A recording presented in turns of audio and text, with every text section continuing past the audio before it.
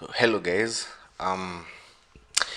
We have to stop, or rather, we have to pause the recordings of the Mombasa Chess Festival to show you guys some games that have been played in the Africa Amateurs, and oh my god, found this game. It was round one. Nasani Mahesh, I think, against Ben Magana, and what a game! I mean, it's going to be a long game because there's a lot of lines that are interesting and that I really wanted to show. So you really need to sit down to watch this game. So let's see how it went. Pawn to d4 by Nasani. Ben Magana replied with pawn to d5, bishop to f4, going for the London system, and now knight to f6. Pawn to e3, pawn to c5, being very aggressive with it. The accelerated London system, very, very nice. And now pawn to c3, knight to c6, and here knight to d2 was played.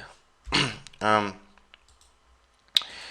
to d2 is a very good move to open within the London instead of opening with knight to f3, and I'm going to show you later in this game why important it is. So knight to d2 was played, and now queen to c6, queen to b3 in reply, and now pawn to c4, queen to c2. And now you can see that in this line, instead of opening with knight to f3, bishop to f5 doesn't really quite work. Okay, let's show why. So bishop to f5, a very typical sacrifice in such lines in the London. And here white replies with just queen takes on f5. Queen takes on f5. And the typical idea that you play here is queen takes on b2. But here white has the reply, rook to b1. Here you have to play queen takes on c3 probably. Something like this to survive. But then white plays knight to e2. You have to move the queen back. Queen goes maybe back to a5. And the game continues. Here, very important to mention is that you cannot play rook takes on b7 as white, because then you lose all the advantage that you have. Here they can play something like pawn to e6. You have to come back to e1. They can play knight to e4. Yeah, so many moves are playable here. And black, I think black regained some advantage in the position. Black is in control now. So here it is very important to notice that you cannot play rook takes on b7. Instead, you play knight to g3, continue the game.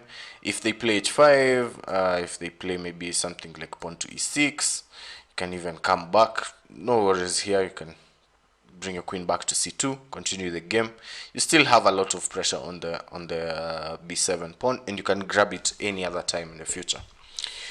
So instead, why it works in the other line is, in this position, let's see, after playing pawn to c3, knight to c6, instead of knight to d2, if you play knight to f3, now queen, just to put the moves that have been played before, queen to b3, pawn to c4, queen back to c2. Now bishop to f5 becomes very, very powerful, because now you cannot capture it. If you capture, the difference is after queen takes on b2, you cannot save.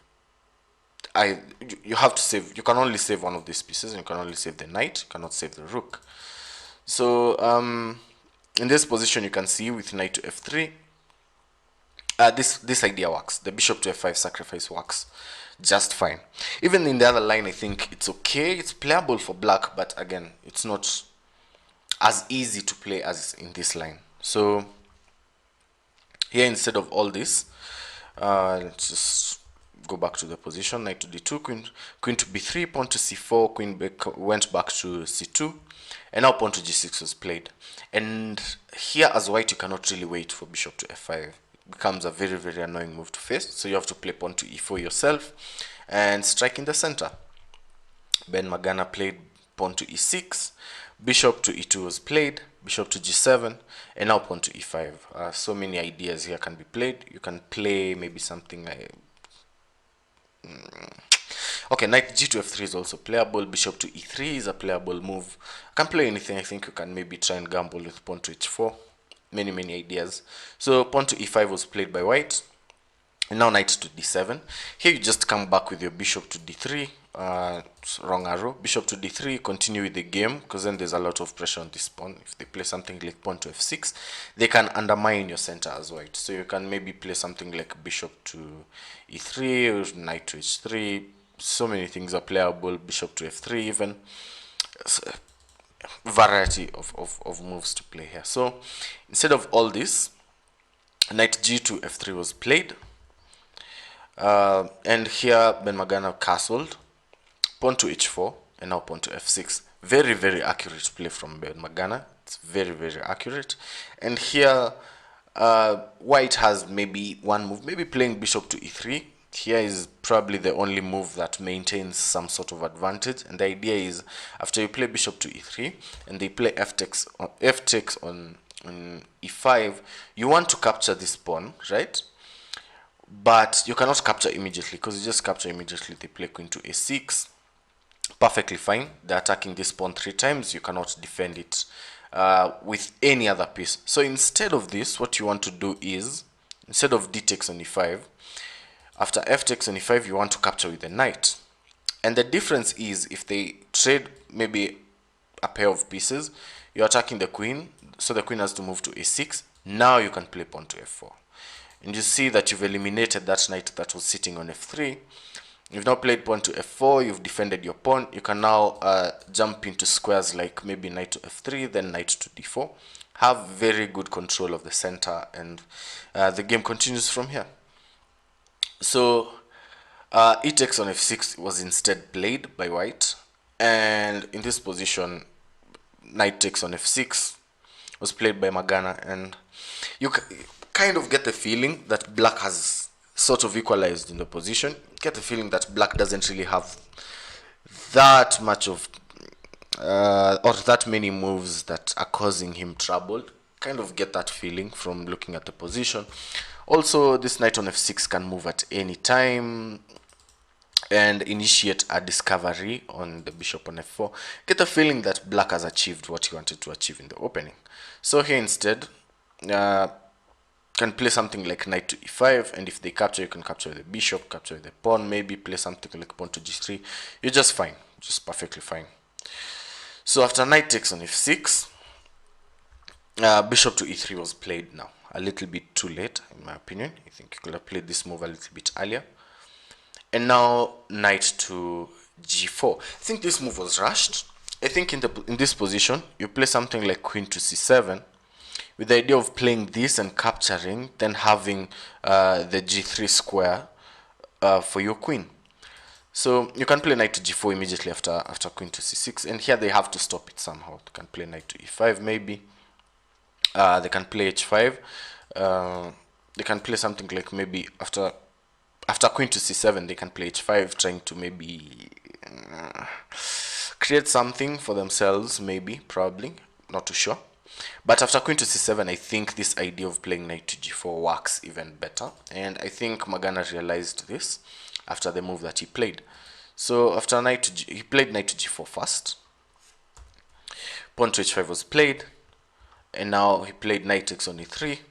Pawn takes, and he played queen to c7. So he had the idea, he had the right idea, but probably just a move order, a mix-up in the move order. Yeah, knight to f1 was played. I think white plays queenside castles here.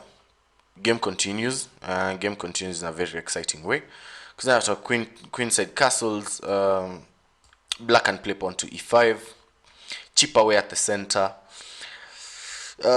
Maybe play something like d takes on e5. Probably take back with the knight, or the bishop is also okay. Knight takes on e5 is just as fine. If they capture, you can trade all these pieces and play knight to f3. Have some pressure on this pawn as white, and white has a slight edge in the position. You can just continue in this way. So here, instead of castling, white played knight to f1, protecting the g3 square. And now Magana has this idea of playing pawn to e5. Very, very accurate. You can play pawn to g5, also very powerful as well. But he played queen to f7. You know, queen to f7 also has its own purpose. Probably maybe just defending on g6, because after h takes on g6, Magana played queen takes g6, queen takes, pawn takes, and now knight to g3 was played. Magana chose to go for this endgame, and he probably thought that he was going to outplay Nasani in this position. So pawn to e5 was played, and I think this was the wrong.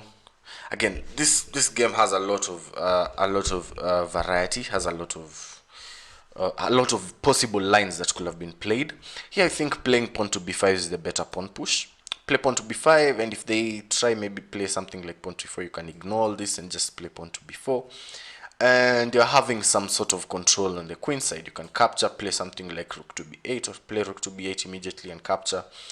Eventually, I mean, they can capture, but you just capture back. They've activated your bishop for free. You can play bishop to f3, bishop to f5 rather, and you have significant control of the position. So pawn to b5 would have been a better, I think, a better pawn push, but all is well.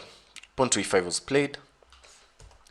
Queenside castles, reply by white. E takes d4, c takes d4. I'm guessing white chose to play this to maintain some sort of don't know, maybe some sort of advantage, if I may use that word. Not really an advantage, but I think the word I'm trying to use is to maintain some sort of play, because you still have this pawn push with pawn to e4. If you capture with the e pawn, all the pawn pushes from white are gone, and now black is the one who has some very creative ideas on the queen side. So instead, here c takes d4 was played. Magana replayed with pawn to b5. Pawn to e4 was played as advertised, and now Magana just played d takes on e4. Knight takes on e4, and now bishop to f5. Very good idea, I'm thinking. But here, white has to play rook h4. Okay, white has to play rook h4. Force black to do something about this bishop. They could play something like bishop back to d7. Perfectly fine. Continue the game. Now they've connected the rooks here as black. I mean, game continues. Black with maybe a slight edge. I'm not too sure. But knight to f2 was played by white. And now you see in this position, if you play bishop back to f5, this is an if because this wasn't played in the game. Bishop back to f5 is a big concession from white here, if you look at the position very well, because then with the knight on f2, you've literally controlled. I mean, the best way to control a knight is place a bishop 2 squares away from it. You can see between this bishop and this knight there are 2 squares, so this knight absolutely controls the bishop. I mean, absolutely controls the knight on f2. With white, you've made a concession. Bishop to g4, knight to f2, you go back to f5, and it's sort of you're telling white, now tell me where you're going to take this knight on f1. You have to do something about it. You have to do something about it. You've just given me a free move. My bishop on f5 is a very powerful piece. Now it just cuts across the board like this, controls some very crucial squares maybe for this king to run, or just takes away the light squares from the king, controls this knight. And again, white has just made a very huge concession by playing knight back to f2. I'm guessing Ben Magana saw this in his analysis after the game, but here instead he played rook a to e8. Also a very good idea, because again, you're having some okay, the idea is good, but I don't think like the execution is perfect, because then I think what he missed is the bishop can be sacrificed for this pawn on c4 with check, and after you take back, the knight on f2 can just grab the knight, the bishop. Game continues. Now it becomes a little bit drawish, but again, there's still some play in the position. Here rook to e2 was played by Ben Magana, rook to d2 in reply by Nasani, and now the rooks were traded off, taking back with the knight. Again, by taking back with the knight, I think okay, don't, in my opinion, I could have taken the king, maybe tried to activate the king somehow. But here taking with the knight is also just fine, I think, because then with knight takes on d2, you're trying to activate some attack on the c4 square. Rook to f4 is played. Actually, bishop takes on d4 was played before all this. Knight takes c4, and now rook to f4. Rook to h4, defending the knight. King to g7, and now pawn to g3. I think probably the only move in this position to maintain some sort of drawish chances. And now rook to f1 with check. Here you can play king to d2. Very, I think, also just fine. Rook to d2 is just fine. King to d2, I mean, is just fine, because then there's not really any opportunity to play rook to f2 with check. They could maybe play rook to g1, put some pressure on the g3 pawn, continue the game. You can outmaneuver. Let's just put it on the board. After king to g1, you can play knight g to e3. They could even capture the pawn, no problem. Just continue the game, maybe rook to e4 even. Just everything in this position just looks like a draw. So king to c2 was played. Also just fine, not bad. Rook to f3 by black. Pawn to a3. Now just stopping any ideas of maybe jumping in with the knight. Knight to b4 check and just capturing on a2. And if you ever go back, you just get checkmated. So yeah, I mean, knight to b4. Let's say you play what's a nothing move? I don't even know what a nothing move is in this position, because the position is just obvious. So pawn to a3, stopping any knight to b4 jumps. And now just rook takes on g3 by Ben Magana.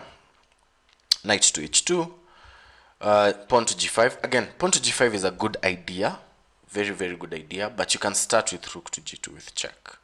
Here you force the king to make a decision. Where do we go? If we go king to b3, trying to hold on to the pawn, here we can play pawn to b5 now. If they play rook to h3, trying to stop maybe, not trying to stop anything, but just moving away from the attack of this pawn. You can even play knight to e5, and the idea is if they capture, you can just capture back. You're putting a lot of pressure on this, knight, drawing work arrows, but putting a lot of pressure on the knight. Knight has to go to f1. If it goes to g3, you can play g4. And in this position, if you listen really closely, or if you close your eyes and just imagine what's happening on the board, you can quite see white's hand just rising from the board in resignation, because you can't really save you can't save both of these pieces at this point. So maybe choose to take here, but then you just capture the rook. We're winning. Anything is playable here. So you have to play knight to f1 in that position, and it is also not a very pretty move. I mean, you can just put it on the board to show what I mean. Play knight to f1 here. Anything in this position is playable, even pawn to g4. Where does the rook really go? I mean, you can play rook to h4 if you want to. But then again, bishop to f6. Just continue putting a lot of pressure on the position. Rook to h1 probably. Even rook takes on b2. Now check works. King has to go somewhere. I mean, from here I think it's just self-explanatory. Here you can just continue converting this position. You can get some way of pushing this pawn, and if it gets to g2, the position just plays itself. The promotion square is a dark square. You have a dark square bishop. Everything is just playable here. So after knight to h2, pawn to g5 was played immediately. Instead, we've looked at rook to g2 with check, then playing pawn to g5. So here, pawn to g5 was played immediately, and now there's this idea with rook to g4. Rook takes g4, knight takes g4, king g6. It looks very drawish. King to d3, bringing your king to the center. King to f5 by Ben Magana. Knight to e3 with check. King to f4. You don't really want to trade your bishop. The more pieces you trade in this position as black, I think the harder it is to convert, because you only have this g5 pawn that can cause some trouble for white. And if you trade all the pieces, white can maintain one of these pieces or one of these knights in the circuit of this pawn, and at any point that pawn lands on those squares, you can just grab it. Then white can run with the king, capture this pawn, and try and maybe promote his two pawns on the queen side rather. So here you play king to f4. Very accurate play from Ben Magana. I mean, it's very, very beautiful. Knight to c2 was played, And now bishop to g7. I mean bishop to g1. Even bishop to g7 just works. The idea is you want to vacate this knight to e4 square. Really knight to e4. Yeah, at some point you're going to use knight to e4. Let's see what line you can use knight to c4. So king to e2 was played here, and now now you use knight to d4. I mean not knight to c4, but knight to d4 check here just works, because then after the trade it's a check, so you have to capture. And after bishop takes back, you can see that black has a lot of play with this pawn. Not really easy. You can't really know how to, I mean it's not trivial how you stop this pawn. Maybe play something like maybe king to f1. You can play pawn to b4, try to create maybe some counterplay of your own, but here just pawn to g4. If you try and drop in, you can play king to g3, and I think here black is winning. So you can maybe try and play something like maybe knight to d2 in this position. You want them, after they play pawn to g3, you want to jump in with your knight to f3 and control the promotion square. Yeah, stuff like this. I mean, still playable. Black has maybe a slight edge. They can play even bishop to b2 in this position. And after pawn to a4, not really a must to play bishop to a2. You can even play bishop to c3. You can play bishop to d4 even. You can play pawn to g3. Everything is just... I think even if white has these two pawns on the queen side, it's not really that easy for white to draw this position. I mean, you have to be very accurate. That's what I mean. So after king to e2, instead Ben Magana chose to trade the other knight. He played here knight to e5. Knight takes on e5 was played. King takes on e5, and now king to f3. Bishop to c5 was played, and the idea is you want to defend this pawn with the piece and not decentralize your king, because this black king is going to be very important in the defense of the position. If you go in with your king, then maybe something might happen on the queen side, because then all the kings are on this side of the board, and this knight and these pawns with the help of the knight can put a lot of pressure on this pawn on a7. So here bishop to c5 was played. You want to defend the pawn with your piece. King to g4, and now bishop to e7 as advertised. Knight to e3 was played by white, and now just king to e4. Knight to f5, bishop to f6, and now pawn to b4. King to d5, centralizing your king, also just getting closer to the queen side, trying to defend, and maybe after you grab all the pawns, after you grab white's, if you can grab white's pawns, sorry about that, you can have I think you could be winning. Yeah, I think you're winning if you grab all these pawns, because you have this outside passer, you have this other passer. This knight can't really defend both sides of the board, I mean. So king to d5 was played. Knight to e3 with check. King to d4, and now king to f3, also just fine. You could have played knight to f5 with check, also playable. Here bishop to e5 was played, a very interesting endgame in my opinion. Pawn to a4, and now bishop to f4, threatening to just capture the knight on e3. And here again, only one move for white to play and stay in the game, but it's very, I mean, you have to find the reason why it's the only move that maintains some advantage in the game, or that maintains the draw, not advantage rather. But there's only one move, and the move is knight to f5 with check. And the idea is after king to c4, your knight is closer to the queen side from f5 than it is anywhere else on the board. Here you can play pawn to b5, they go king to b4, attacking this pawn, and you go knight to e7. Okay, and the idea is after they take here on a4, you have knight to c6. Always important to know that in this endgame, your knight needs to be able to land on c6. all the lines that you're going to look at, you're going to see that this knight has to land on c6. Has to. Anything you do, any move order you want to play, or any variation you want to play, you have to make sure that this knight lands on c6, because then you want to capture this pawn. And after you grab all these pawns, after all these pawns maybe just disappear from the board, you want to bring your knight back all the way to capture this pawn on g5. If you manage to do that, it's a very, very easy draw.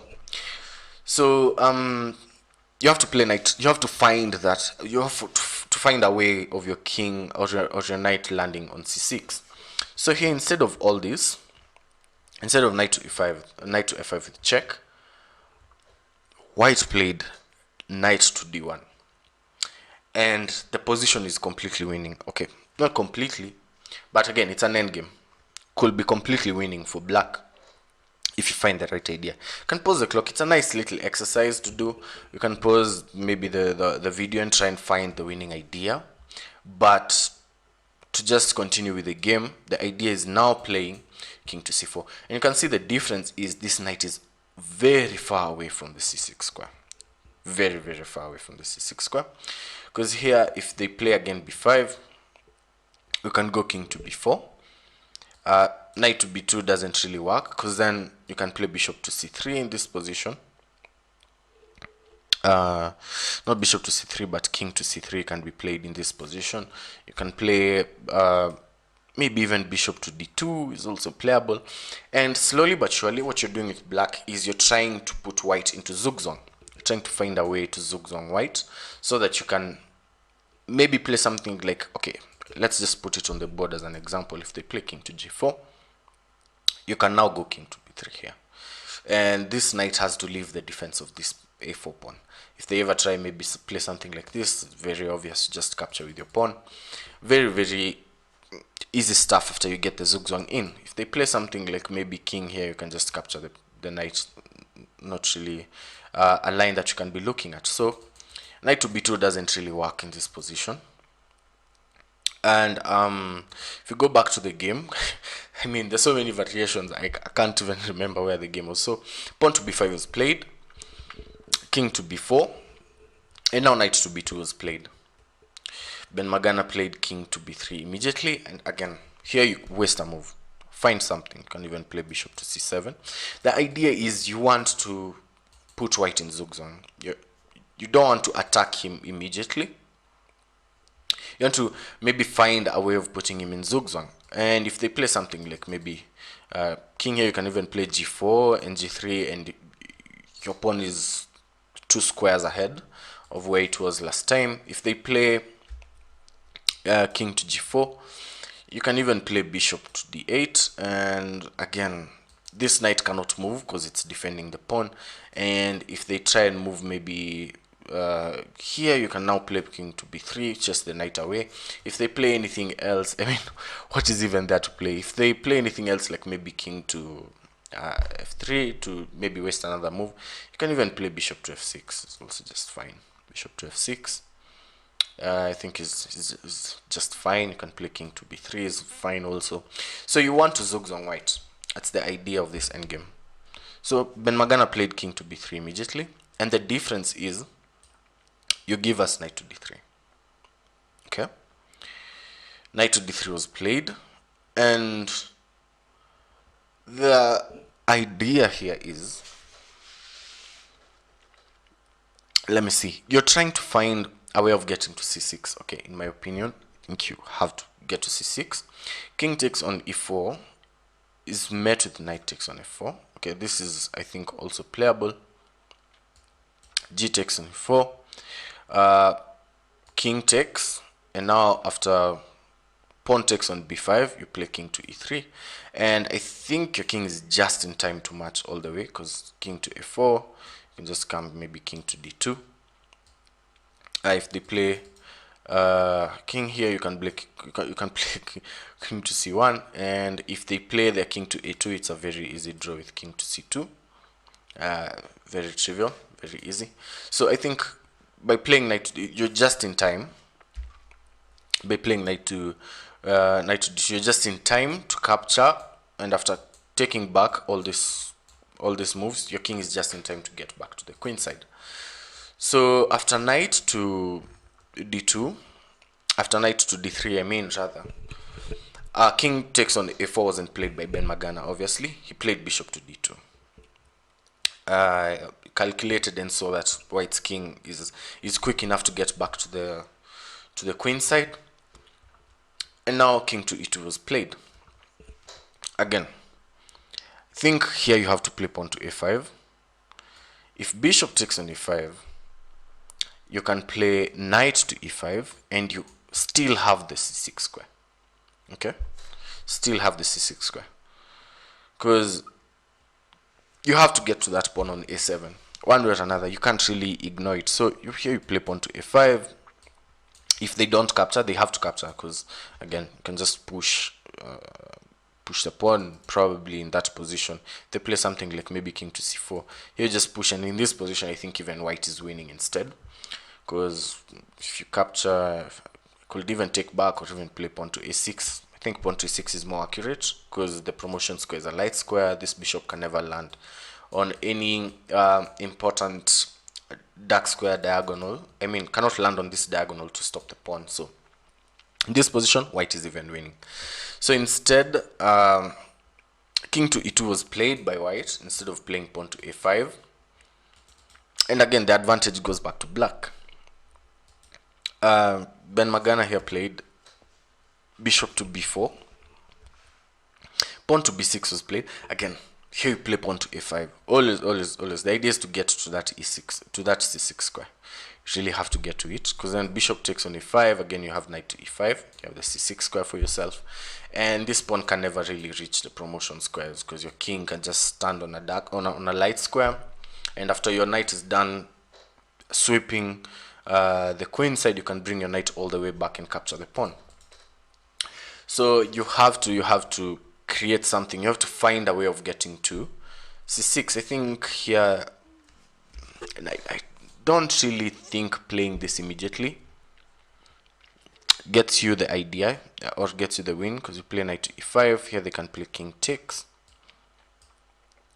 and if you play knight to c6 now, king takes on b5, you take on a7 with check. And I think in this position, if you play king to b6, knight to c8 check, king to b7. Oh yeah, the difference is the bishop now controls the escape squares for this knight, so this knight can never really leave the queen side. So pawn to b6 was played instead by Nasani, and here just a takes on b6 by Ben Magana. A takes on b6, king to f3, king takes on a4, and in this position I think you can clearly see where it's heading. Bishop takes on d2 was played. I mean, bishop to d2 was played. Knight to e5 was played. Pawn to b5. Knight to f3.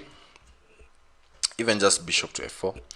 And in this position, white resigned and Ben Magana was victorious. So I know some of you don't really enjoy endgames, but it's particularly what I've started enjoying of late. I really love my endgames these days. It's amazing to see the conversion, or the level of conversion that Ben Magana is at compared to other players. I mean, Nasani played really well. In my opinion, played very well. He was, at some points, he was creating stuff for himself. He was very creative, and he was really holding the position really well.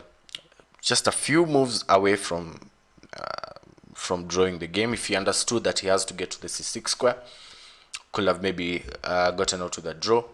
Here, Ben Magana was particularly lucky, and again, it shows the grit and the determination of these players, because then Ben Magana was going to play this endgame until the very end. Okay, so amazing game from Ben Magana. He's playing really well at the Africa Amateurs. I think he's playing in the under 2100 section, and we wish the best to him. And Oluka, Robert McLigeo, is also playing in the under 2100 section.